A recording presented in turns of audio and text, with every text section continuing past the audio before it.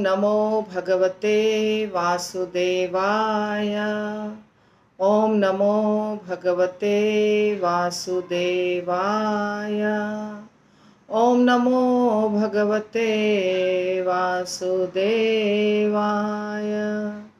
नारायणं नमस्कृत्य नरं चैव नरोत्तमं देवीं सरस्वतीं व्यासं ततो जयमुदीरयेत्। नष्टप्रायेषु अभद्रेषु नित्यं भागवत सेवया भगवतीरुत्तमश्लोके भक्तिर्भवति नैष्ठिकी। कृष्णाय वासुदेवाय देवकी नन्दनाय च नन्दगोपकुमाराय गोविन्दाय नमो नमः। ॐ अज्ञानतिमिरान्धस्य ज्ञानाञ्जनशलाकया चक्षुरुन्मिलितं येन तस्मै श्रीगुरुवे नमः। श्रीचैतन्यमनोभीष्टं स्थापितं येन भूतले स्वयं रूपः कदा मह्यं ददाति स्वपदान्तिकं। वन्देऽहं श्रीगुरो श्रीयुतापदकमलं श्रीगुरून् वैष्णवांश्च। श्रीरूपं साग्रजातं सहगण रघुनाथान्वितं तं सजीवं साद्वैतं सावधूतं परिजनसहितं कृष्णचैतन्यदेवं श्रीराधा कृष्णपादान् सहगण ललिता श्रीविशाखान्विताश्च। नमः। ओं विष्णुपादाय कृष्णप्रेष्ठाय भूतले श्रीमते भक्तिवेदांत स्वामिनिति नामिने नमस्ते सारस्वती देवे गौरवाणी प्रचारिणे निर्विशेष शून्यवादी पाश्चात्य देशतारिणे। जय श्री कृष्ण चैतन्य प्रभु नित्यानंद श्री अद्वैत गदाधर शिवासादि गौर भक्त वृंद। हरे कृष्ण कृष्ण कृष्ण हरे हरे, हरे राम राम राम हरे हरे। श्रीमद् भागवतम पहला स्कंद 10वां अध्याय और श्लोक संख्या 3। कल यही श्लोक हुआ था पर कंप्लीट नहीं हुआ, तो परपोर्ट जो बाकी है वहां से हम करेंगे। श्रील प्रभुपाद कह रहे हैं, इसीलिए महाराज युधिष्ठिर समुद्र पर्यंत सारे संसार पर शासन कर सके, क्योंकि जो नियम थे वे अमोघ थे और सबों पर समान रूप से लागू होते थे। तो ये चल रहा है 3 नंबर श्लोक, जहाँ पे अर्थ है श्लोक का कि जो कुछ भीष्मदेव तथा अच्युत भगवान श्री कृष्ण ने कहा था उससे प्रबुद्ध महाराज युधिष्ठिर पूर्ण ज्ञान के मामलों में व्यस्त हो गए, क्योंकि उनके सारे संदेह दूर हो गए। इस प्रकार उन्होंने पृथ्वी तथा सागरों पर राज्य किया और उनके छोटे भाई उनका साथ देते रहे। युधिष्ठिर महाराज, परीक्षित महाराज इत्यादि बहुत पवित्र, ज्ञानी, धर्मात्मा, महात्मा इस प्रकार के राजा थे। राजा एक होते हैं ना जो भक्त होते हैं, उनको राजर्षि भी कहा जाता है। यानी स्वभाव है पूरा ऋषियों वाला, परंतु राज्य कर रहे। तो इसी प्रकार के राजा थे युधिष्ठिर महाराज। तो यहाँ पे कह रहे हैं श्रील प्रभुपाद, क्योंकि उनके नियम अमोघ थे और सबों पर समान रूप से लागू होते थे। जो युधिष्ठिर महाराज ने नियम बनाया था अपने राज्य को चलाने का, वो एकदम ट्रांसपेरेंट बोलते हैं ना, उसमें कोई छल प्रपंच नहीं था। जो नियम है सबके लिए है, जो पाप करेंगे उसको फल मिलेगा, जो पुण्यात्मा है उनके लिए पुरस्कार है।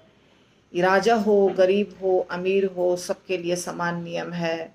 पशु पक्षी सबके लिए सुरक्षा की व्यवस्था है। जैसे समुद्र है, समुद्र पे भी राज होता है।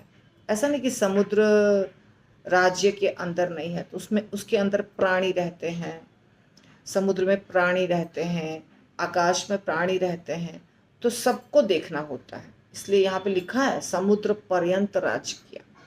धरती के ऊपर जितने भी समुद्र हैं, जैसे आजकल के भाषा में हम क्या क्या बोलते हैं, Pacific ocean, Arctic ocean, Atlantic ocean, Arabic ocean, Indian ocean, ये सब नाम है।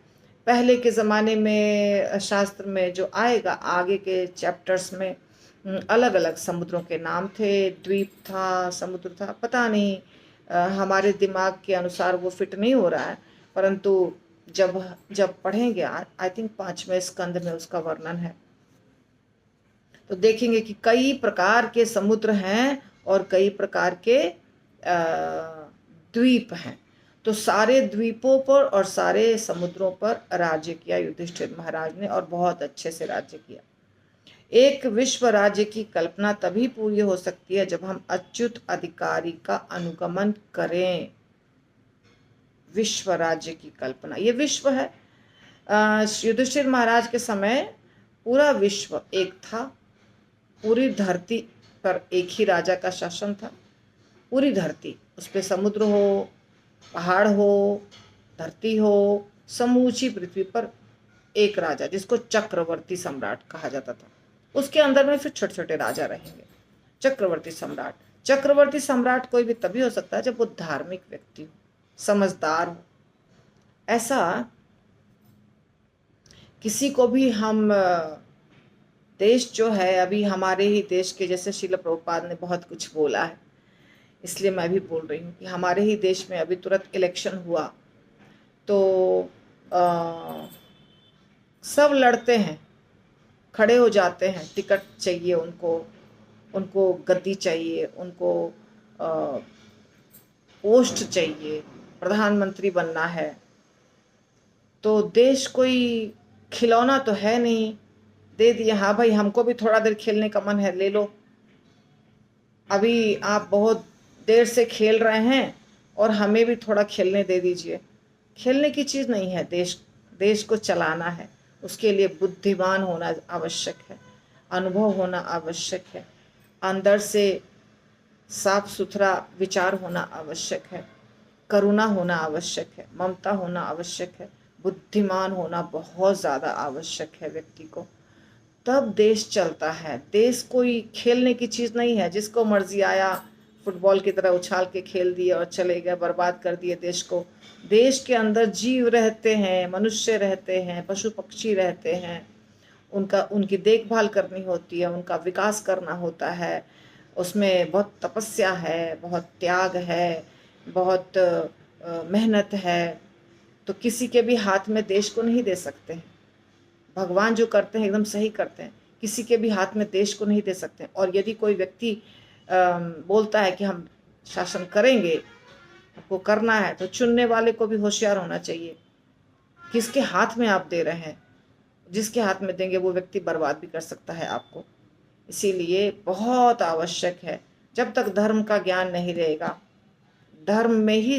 धर्म में सिखाया जाता है सब कुछ, धार्मिक ग्रंथों में सब कुछ सिखाया जाता है, धर्म का ज्ञान होना आवश्यक है। ठीक है, तो इसीलिए यदि कोई व्यक्ति सोचता है सब जगह शांति रहे, पूरे दुनिया में शांति रहे, अभी बहुत सारे देश हो गए हैं तो पूरे दुनिया में शांति के लिए बहुत सारे ऑर्गेनाइजेशंस वगैरह हैं, छोटे बड़े, पूरी दुनिया में शांति हो जाए। और श्रील प्रभुपाद कहते हैं जब तक कृष्ण भावनामृत नहीं होगा व्यक्ति, शांति संभव नहीं है। कृष्ण भावनामृत होने के बाद ही शांति संभव है, अदरवाइज शांति हो ही नहीं सकता। सच बात है। तो विश्व राज्य की कल्पना तभी हो जब हम अच्युत अधिकारी का अनुगमन करें। अच्युत अधिकारी, अच्युत तो भगवान कृष्ण ही है, और तो कोई अच्युत है नहीं। इंसान अच्युत नहीं होता है। यदि भगवान कृष्ण को कोई भजता है और उनके बताए हुए रास्ते पर चलता है तो वो राज्य कर पाएगा ठीक से, अदरवाइज संभव नहीं है। अपूर्ण मानव सबों को स्वीकार्य विचारधारा की सृष्टि नहीं कर सकता। मानव, मनुष्य कोई नियम बनाएगा तो वो नियम त्रुटिपूर्ण रहेगा। मनुष्य का बनाया हुआ नियम परफेक्ट नहीं हो सकता है। सभी लोग उससे प्रसन्न होंगे ऐसा नहीं हो सकता है। सबको वो नियम पसंद आएगा ऐसा नहीं हो सकता है, क्योंकि मनुष्य ने बनाया है। मनुष्य में दोष है, गलती करना, चीटिंग करना, भ्रमित हो जाना, ये सब दोष है। तो मनुष्य जो भी कार्य करता है, जो भी बोलता है, वो दोषपूर्ण होता है। जो प्लानिंग करता है वो दोषपूर्ण होता है, इसीलिए सबको मान्य नहीं होता। परंतु भगवान का बनाया हुआ नियम सबको मानना पड़ेगा। और जो नहीं मानते हैं वो केवल बोलते हैं कि हम नहीं मानते, परंतु मानना, बिना माने काम ही नहीं चलेगा। भगवान का नियम ही ऐसा बना है जो हर व्यक्ति को मानना होगा, स्वीकार करना ही होगा। मन से करें, बिना मन से करें। अब मृत्यु तो सबकी आएगी, सबकी मृत्यु होगी ही। तो भगवान ने जो जन्म मृत्यु जरा व्याधि बना दिया है, चक्र बना दिया, उससे सबको गुजरना ही पड़ता है। इसीलिए हर व्यक्ति भगवत गीता को पढ़ता है। अब देखिएगा, मनुष्य का नियम बनाया हुआ जो नियम है ना, वो पूर्ण है, वो सबको मंजूर होगा। लेकिन मानव का बनाया हुआ नियम सबको मंजूर संभव नहीं है कि सबको मनुष्य खुश कर सके, सबको पसंद हो, ऐसा विचार धारा वो बना सके। केवल पूर्ण तथा अच्युत व्यक्ति ही ऐसा कार्यक्रम बना सकता है जो प्रत्येक स्थान पर लागू हो और जिसका पालन सारे संसार द्वारा हो सके। सही बात है। भगवान का नियम पूरे सृष्टि में चलता है। इंसान नियम बनाएगा तो संभव नहीं होगा उसका चलना। मनुष्य चाहे कितनी भी बात कर ले, बहुत होशियार होशियार व्यक्ति इस दुनिया में हैं। बहुत होशियार व्यक्ति पहले भी थे, आज भी हैं। बहुत बड़े बड़े ऋषि मुनि पहले भी थे, गौतम ऋषि, कणाद ऋषि, और कितने विश्वामित्र, बहुत सारे ऋषि अनगिनत, मैत्रेय मुनि। परंतु वो सब भगवान के वचन का पालन करते थे, अपना नियम नहीं बनाते थे, क्योंकि अपना नियम फेल कर जाएगा, भगवान का नहीं फेल करेगा। तो भगवान जब नियम बनाते हैं तो वो सब जगह चलता है, हर जगह वो नियम चलेगा और फेल नहीं करेगा। पर इंसान नियम बनाएगा तो वो उसके हिसाब से एक ही जगह पर नियम बनाएगा, और आधा आदमी उसको पसंद करेगा, आधा आदमी उसको पसंद नहीं करेगा। किसी भी मीटिंग में जाइए तो सर्वसम्मति से कुछ नहीं होता है, क्योंकि हमारा विचार ही कभी नहीं हो सकता परफेक्ट, कृष्ण की तरह नहीं हो सकता है। और कृष्ण जो भी बोल दिए हैं, चाहे वेदों में बोले हों, चाहे भगवत गीता में बोले हों, चाहे श्रीमद् भागवतम में बोले हों, चाहे भगवान राम रामायण में बोले हों, जो बोले हैं वो अकाट्य होता है। उनके वचन अकाट्य होते हैं, यानी कि उसको काटा नहीं जा सकता। जैसे कि आपको एक कथा सबको पता है, वो कथा वो मैं आपको वापस सुना देती हूँ। हालांकि वो कथा सबको पता है कि एक पंडा जी थे जगन्नाथपुरी में। हाँ, वो रोज भगवत गीता पढ़ते थे, डेली उनका नियम था भगवत गीता का पाठ करने का। तो बहुत गरीब थे, क्योंकि पहले के ज़माने में भिक्षा के ऊपर चलता था, गुजारा होता था। तो भिक्षा हमेशा नहीं मिलता है, और भगवत गीता का पाठ करने में व्यस्त भी हो जाया करते थे वो। तो जैसे अकाल पड़ गया, अब लोग अपना खाएंगे कि भिक्षा देंगे, तो भिक्षा नहीं मिल रहा था। घर में बच्चे थे, पत्नी थी, सब भूखे परेशान थे। तो जो पंडा थे उनको सब लोग गीता पंडा बोलते थे, क्योंकि उनका नियम था भगवत गीता रोज पढ़ने का। तो पत्नी, सब, चाहे आप कितने भी महान व्यक्ति हो, आपकी पत्नी तो आपको वैसे ही ट्रीट करेगी। आप प्रेसिडेंट हो तो भी पत्नी चिल्लाएगी, प्राइम मिनिस्टर हो तो भी पत्नी चिल्लाएगी, महान साधु हो तो भी पत्नी चिल्लाएगी। वो पत्नी का जन्मसिद्ध अधिकार है, हम पति के ऊपर चिल्ला सकते हैं। खूब गुस्सा की, खूब गुस्सा की। शादी क्यों किया, इतने सारे बच्चे क्यों पैदा किए, उसको खिला नहीं सकते हो तो सारा दिन खाली घुसे रहते हो भगवत गीता पढ़ने में। पंडा बोल रहे हैं कि देखो, मुझे ये पढ़ लेने दो, उसके बाद मैं जाऊंगा भिक्षा मांगने के लिए, परेशान मत करो। तुम्हारे पढ़ने से क्या होगा, कुछ पेट भरेगा उससे क्या? जाओ और बाहर से भिक्षा मांग के, मुझे कुछ पता नहीं कैसे भी बच्चों को खिलाना है, हम नहीं जानते हैं कहाँ से लाओगे, लेकिन तुम्हारा कार्य है, ये तुम्हारा धर्म है, जाओ और भिक्षा मांग के लाओ। अब पंडा जी कह रहे हैं भगवान है ना, भगवान सब पूरा करेंगे, तुम चिंता मत करो, भगवान सब कुछ देंगे। पत्नी बोल रही है कहाँ दे रहे हैं भगवान, सुबह से कोई बच्चा कुछ नहीं खाया है, सब भूखे बैठा हुआ है, घर में एक दाना अनाज नहीं है, और आप कह रहे हैं भगवान देंगे। कहाँ लिखा है भगवान देंगे? कौन कहता है भगवान देंगे? कौन है तुम्हारे भगवान जो कहते हैं? जैसे हिरण्यकश्यपु ने बोला प्रहलाद को, किधर है भगवान, किधर है भगवान, बताओ, खंबे में भगवान है क्या? प्रहलाद महाराज कह रहे थे, हाँ है ना, सब जगह भगवान है, हर जगह भगवान है। आप जो बोल पा रहे हैं भगवान के कारण बोल पा रहे हैं।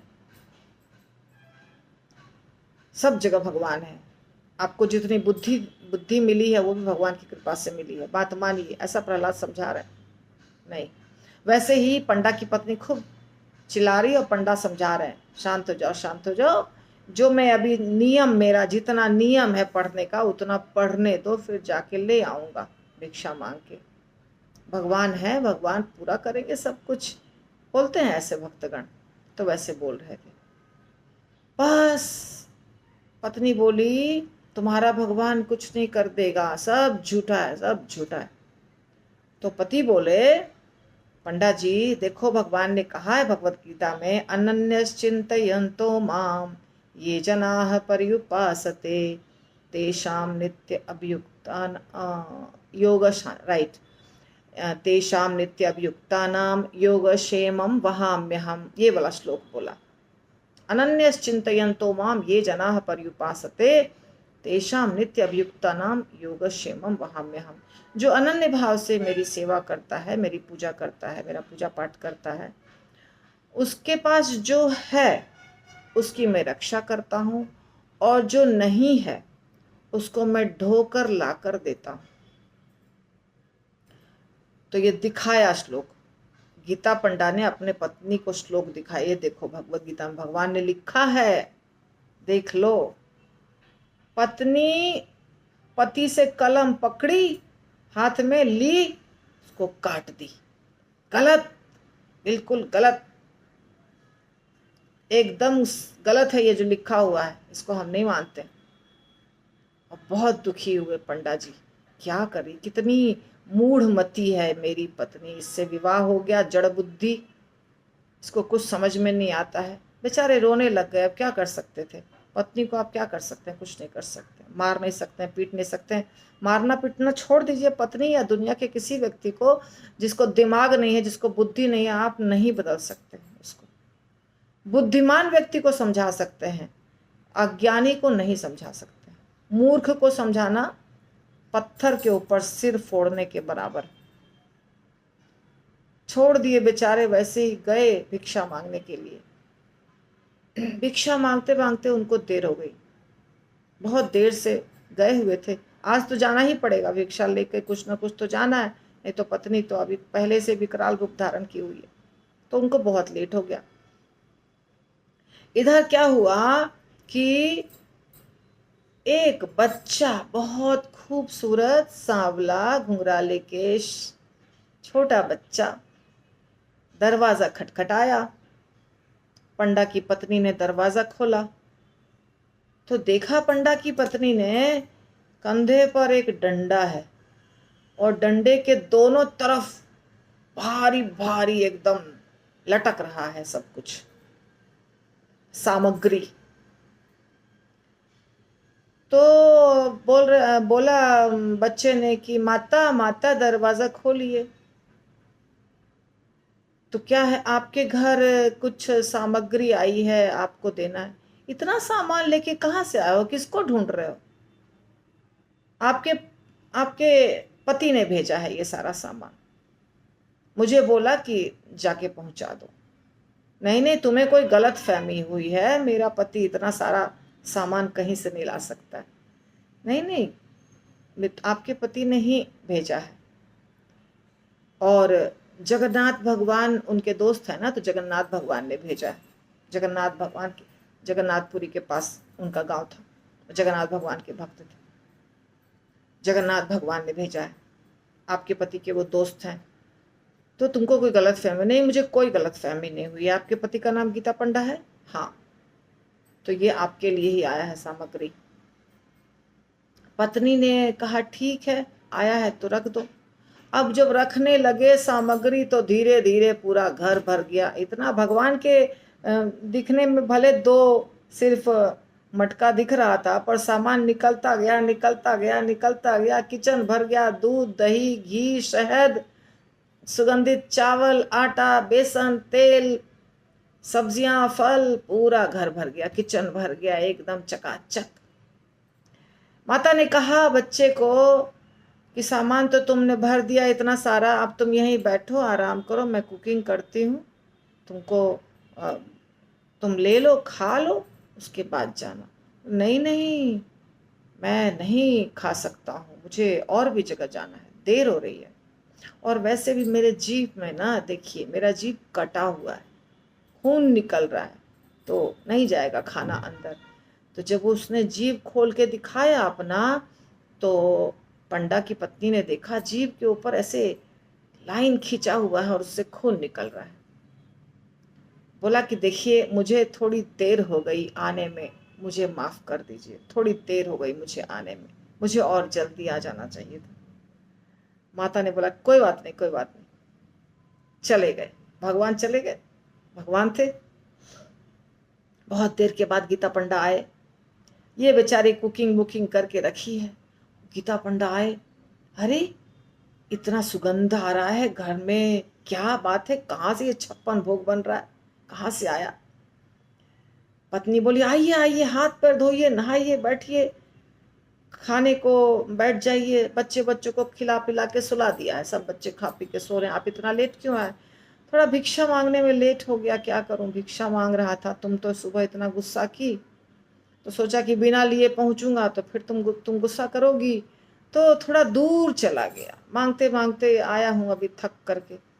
पर आपने तो भेजा ना एक व्यक्ति को, वो आया था, तो आपका भेजा हुआ व्यक्ति तो दे के गया सारा सामग्री, मैंने तो किसी को नहीं भेजा है।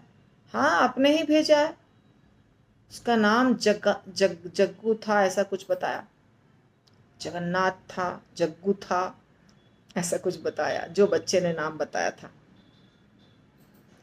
तो तो पंडा जी ने बोला कि क्या सामग्री है, दिखाओ, तो पूरा घर भरा हुआ। तो बोला कि बच्चा कैसा, जो सामान लेके आया वो कैसा दिखता था? एक्सप्लेन किया माता जी ने।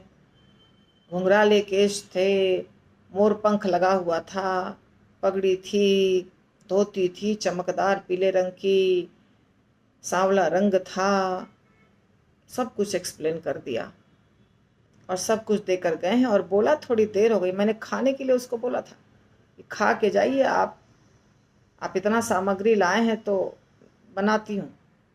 लेकिन वो बोला नहीं, उसके जीभ पे ना थोड़ा घाव था, जीभ के ऊपर किसी ने काट दिया था जीभ। उसने कहा मेरा जीभ किसी ने काट दिया है, तो जीभ के ऊपर खून के दाग थे, खून था चिन्ह। तो पंडा जो थे वो तो होशियार थे, बुद्धिमान थे, सिर पकड़ लिए, तुम कितनी भाग्यशाली हो, वो भगवान थे, तुम्ही ने तो सुबह काटा।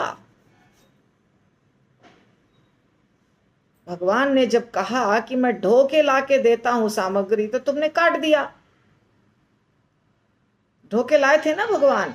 सोचो समझो तुम कितनी भाग्यशाली, मैं कितना बड़ा भागा हूं, मुझे दर्शन भी नहीं मिला, और तुम इतना गाली दी, तुमको ही मिल गया दर्शन। जाकर दिखाया वहां पे भगवान ने जो काटा है, वो जो काटा था वो बिल्कुल सत्य वचन है, सही हो गया। तो पंडा जी बोले कि तुमने ये श्लोका काटा ना, ये भगवान ने अपने मुंह से बोला था, अपने जिह्वा से भगवान ने ये श्लोक निकाला है, ये भगवत गीता है, जिसको भगवान ने कुरुक्षेत्र के युद्ध भूमि में अर्जुन को समझाने के लिए बोला था। तो इसको जो तुमने पेन से काटा, इसका मतलब उनके जिह्वा को काटना हुआ ना, मूर्ख औरत, कुछ समझ में नहीं आता। तुमने उनको काट दिया तो उनको, भगवान को कितना तकलीफ हुई, बताओ, खून बह रहा था, तुमको विश्वास नहीं होता है भगवान के वचनों पर, मूढ़ औरत। और भगवान कितने कृपालु हैं कि भगवान बोले कि देखो, विश्वास टूटना नहीं चाहिए, मेरा वचन कभी कौन तेया प्रति जानी ही न मई भक्त प्रणश्यति, उन्होंने अर्जुन को कहा था मेरे भक्त का कभी नाश नहीं होना चाहिए। मेरे भक्त को कभी ये लगना नहीं चाहिए कि भगवान खाली बोलते हैं, ऐसे ही होता कुछ नहीं है, खाली बोल देते हैं भगवान। अपने वचन को सत्य करने के लिए ही नरसिंह भगवान, प्रहलाद के वचन को सत्य करने के लिए नरसिंह भगवान खंबे से प्रकट हुए। तो वचन अभी पंडा जी बोल रहे हैं अपनी पत्नी को कि भगवान कहे हैं कि ढोके लाके देंगे। भगवान ने कहा है कि मैं ढोके लाके दूंगा, तो मुझे तो ढोके लेके दिखाना पड़ेगा उनके पत्नी को। भगवान ने सोचा वहन करना, वहामी अहम, यानी वहन करके मैं लाऊंगा, ढोकर लाऊंगा। और गीता पंडा ने कहा कि भगवान ढोकर लाते हैं, देख लो लिखा है, जो भजन करेगा उसको भगवान ढोके लाके सारी चीजें देंगे। इस वचन को उसकी पत्नी ने काट दिया, तो गीता पंडा के वचन को काटना हुआ। ये बर्दाश्त हम नहीं कर सकते हैं। तो मुझे प्रूव करना है उनके पत्नी के सामने कि जो गीता पंडा बोल रहा है वो सत्य है, सच में मैं ढोके लाके देता हूं। तो भगवान स्वयं आए और ढोकर लाए सामग्री, ढोकर लाए, साबित कर दिया कि मेरा वचन पूर्ण रूप से सत्य है। और इसीलिए स्वयं आए। तो भगवान जो होते हैं ना, जो बोलते हैं वो करते हैं। उनके वचन असत्य नहीं होते कभी भी। भगवान के वचन कभी भी असत्य नहीं होते, अच्युत है। जो वो बोलते हैं वो होता ही है। चाहे वो 5000 साल पहले बोले हों, फिर भी उनके एक लाइन को भी आप काट नहीं सकते हैं। चाहे वेदों को वो करोड़ों साल पहले बोले हों, उनके एक शब्द को आप काट नहीं सकते हैं। ये है भगवान। पर मनुष्य ऐसा नहीं कर सकता।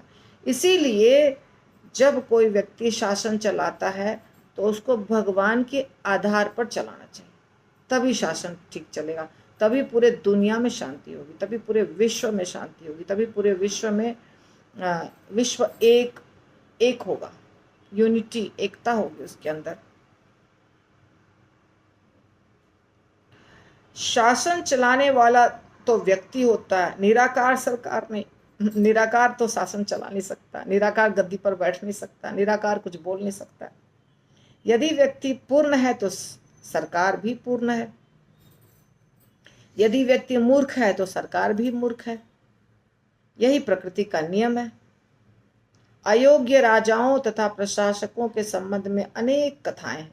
अतएव कार्यकारी अध्यक्ष को युधिष्ठिर जैसा प्रशिक्षित व्यक्ति होना चाहिए और विश्व पर शासन चलाने के लिए उसके पास पूरी राज सत्ता होनी चाहिए।